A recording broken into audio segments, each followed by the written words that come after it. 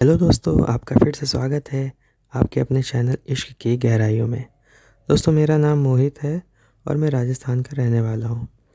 ये कहानी मेरी और मेरी हार्ट भाभी की है, जो मैं आप सबके सामने बताना चाहता हूँ कि कैसे मैंने अपनी भाभी के साथ मज़े किए। मेरे परिवार में 3 लोग हैं। एक मेरे भैया जिनका नाम राकेश है और वे एक प्राइवेट कंपनी में काम करते हैं, और एक मेरी हॉट भाभी जिनका नाम अंशिका है। वे एक घरेलू महिला है। भाभी भैया का प्रेम विवाह हुआ है और वे दोनों बहुत ही शिक्षित हैं, इसलिए मेरे घर का पर्यावरण काफ़ी खुला और आधुनिक है।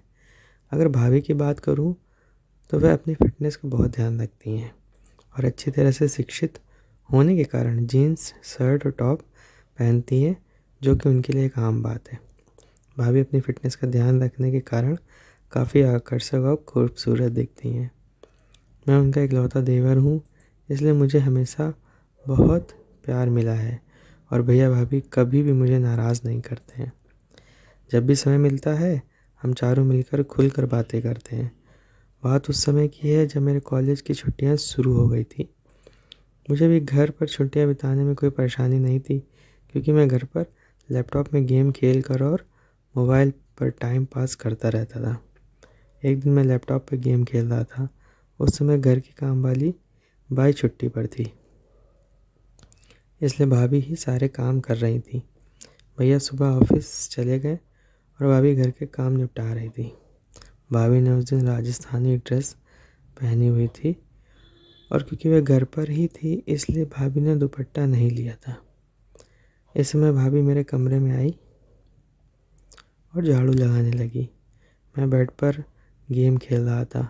जैसे ही भाभी कमरे में आई और झाड़ू लगाने लगी, मैंने उनकी ओर ध्यान से देखना शुरू किया।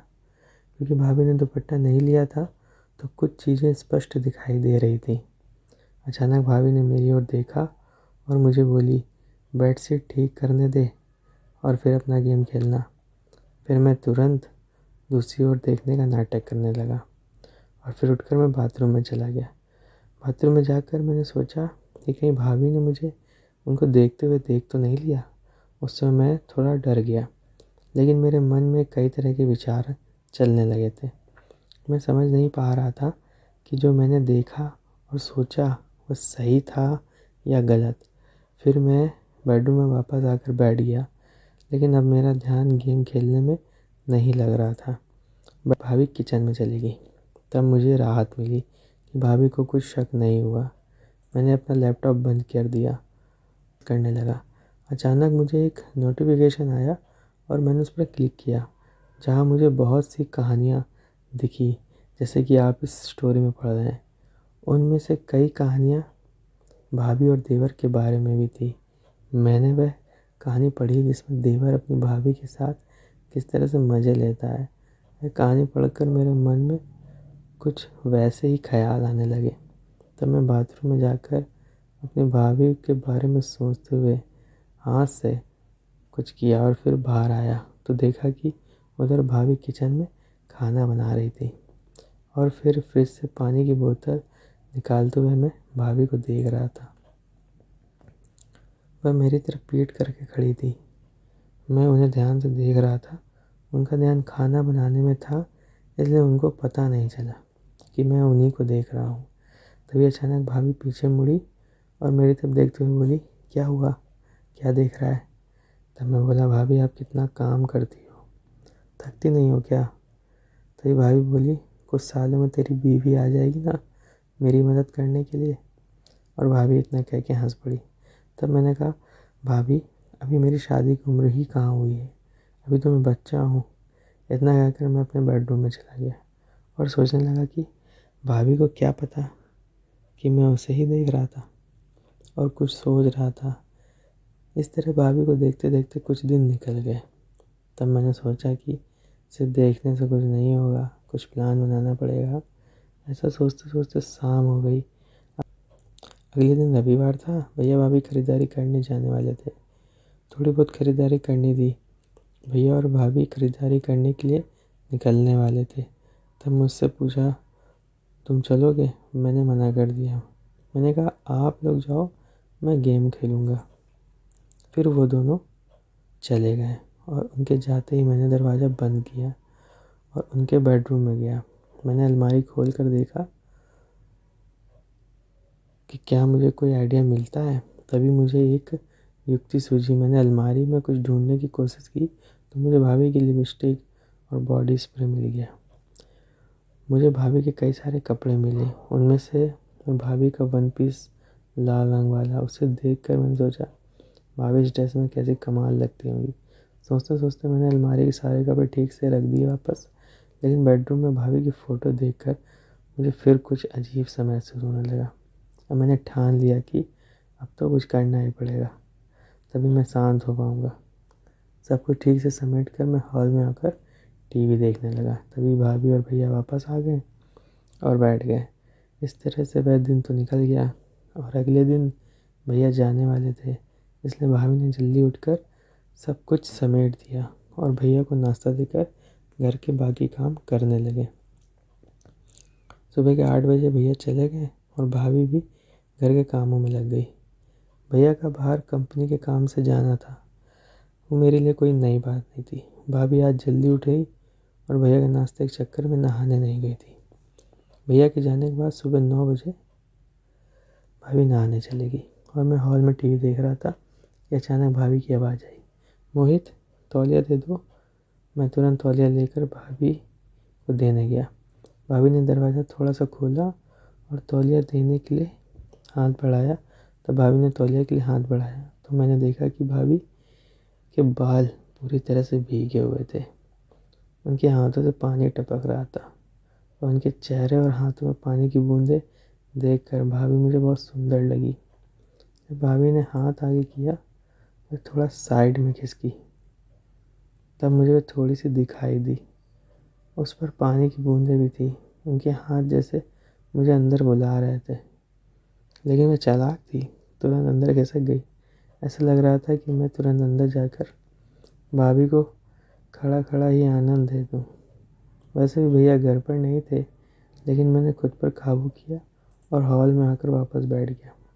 फिर 5 मिनट बाद भाभी तौलिया लपेटे हुए आई और टीवी के पास लगे शीशे के सामने खड़ी होकर हेयर ड्रायर से बाल सुखाने लगी। तब तो मैं और ज़्यादा बेचैन हो गया और पीछे से देखने लगा। जब जब भाभी अपने बालों में हाथ डालकर हेयर ड्रायर से बाल सुखा रही थी, उसके लिए सब नॉर्मल था, लेकिन उन्हें क्या पता कि पीछे सोफे पर बैठा देवर उसे आनंद देने के लिए पागल हो रहा है और उसे पीछे से देख रहा था। मैंने मन में विचार किया कि आज से ही कोशिश करनी चाहिए और मैं बिना समय गंवाए बोला, भाभी तुम हमेशा साड़ी और राजस्थानी ड्रेस ही पहनती हो। तब भाभी बोली, ऐसा क्या है, तुम्हें ऐसा क्यों लगता है कि मुझे कुछ और पहनना चाहिए। तब मैंने कहा, कुछ नहीं भाभी, कल जब तुमने जीन्स और टॉप पहना था तो बस यूं ही कह रहा था। तभी भाभी बोली, बाहर जाना हो तभी पहनूंगी ना। फिर मैंने कहा, ऐसा नहीं है भाभी, जब तुम साड़ी और राजस्थानी ड्रेस पहनती हो ना, थोड़ा उम्र दराज लगती हो, इसीलिए बोला।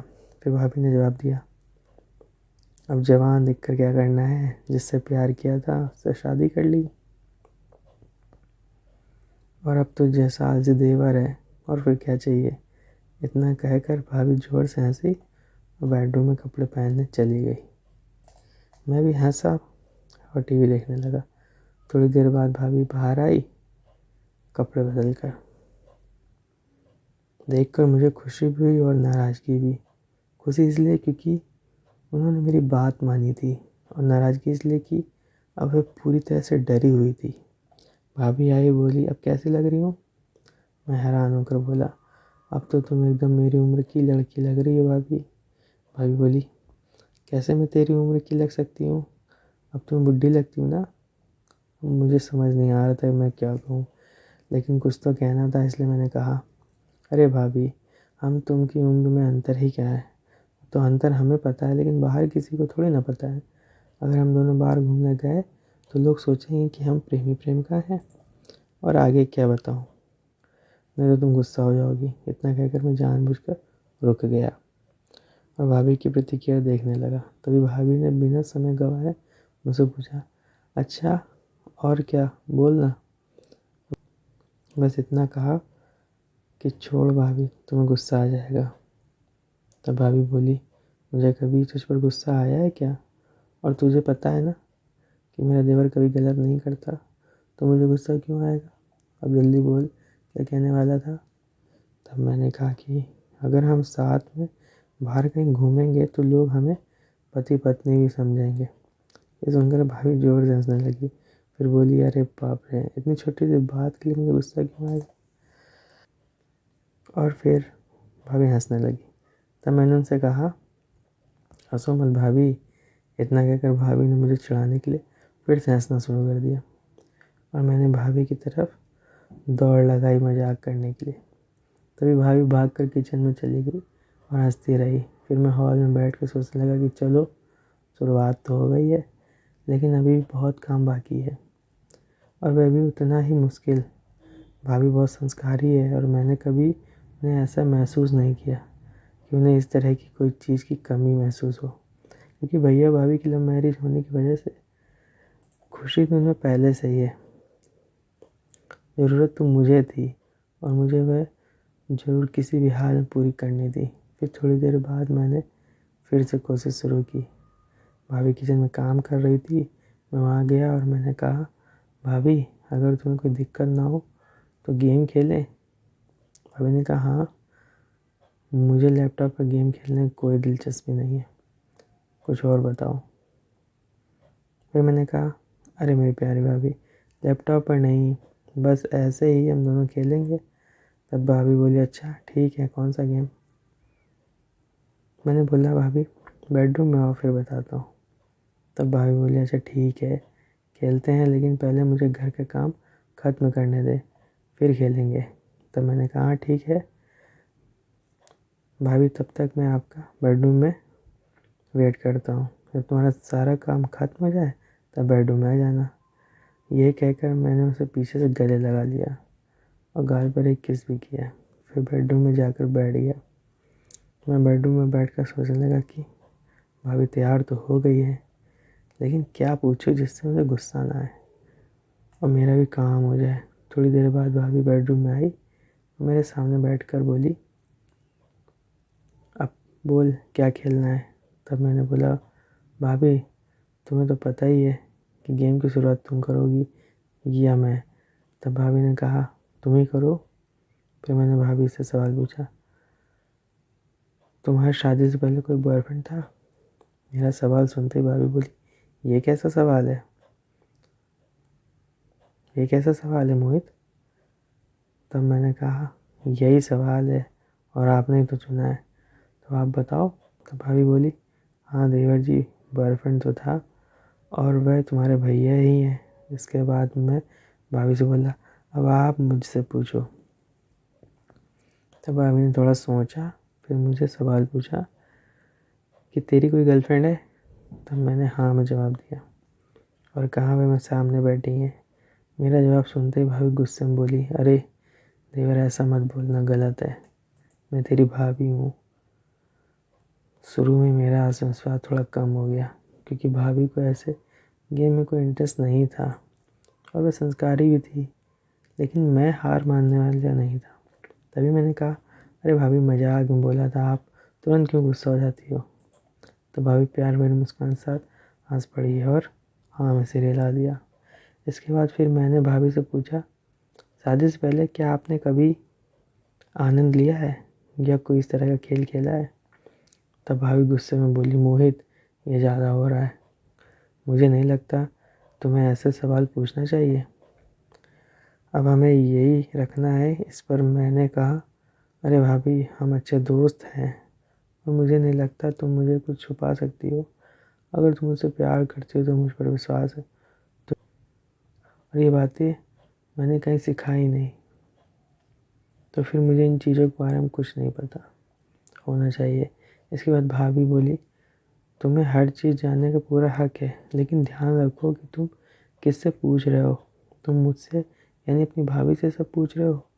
तो मैंने कहा, भाभी तुम्हें भी तो पता है मेरा कोई दोस्त नहीं है, कोई गर्लफ्रेंड नहीं है, तो मैं किससे पूछूं? तुम ही हो जिससे मैं हर बात करता हूँ। तभी भाभी को थोड़ा बुरा लगा क्योंकि बचपन से ही मैं बाहर नहीं गया था, इसलिए मेरे दोस्त भी नहीं थे। उसे समझ में आ गया कि मैं नहीं मानूंगा, तो वह बात करने के लिए तैयार हो गई। तब भाभी बोली, हाँ, हमने कई बार ऐसा किया है और एक बार आनंद भी लिया। तब मैंने कहा, भाभी, इतनी छोटी सी बात के लिए कितना समय लिया। इस पर भाभी बोली, अब तो खुश हो ना। फिर भाभी थोड़ी मुस्कुराई, बोली, अब तुम बताओ, तुमने कभी किसी लड़के को किस किया है?